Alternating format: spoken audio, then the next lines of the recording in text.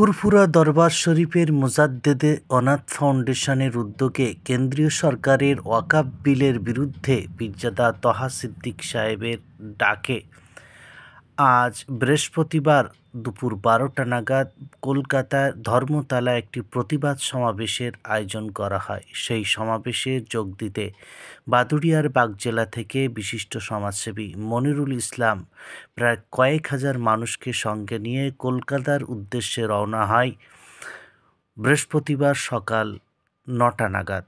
তার আগে সাংবাদিকদের মুখোমুখি হয়ে কি বললেন শুনব। কেন্দ্রের বিরুদ্ধে আমাদের আজকের এই প্রতিবাদ মিটিং কলকাতা।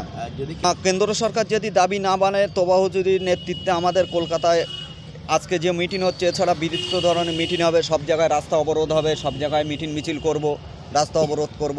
কেন আমাদের সম্পত্তি সরকার নেবে কেন? সরকারের লোবার কি অথেন্টিক আছে? আমাদের পূর্বপুরুষ যারা ছিল নামি দামি লোক, তারাই দিয়ে গেছে ওয়াকফ বোর্ডের সম্পত্তি। এ সম্পত্তি তো সরকারের লোভা উচিত না। বাদুড়িয়া বিধানসভা জুড়ে আজকে 4-5 হাজার মানুষ যাবে ওখানে ওয়াকফ বোর্ডের মিটিংয়ে।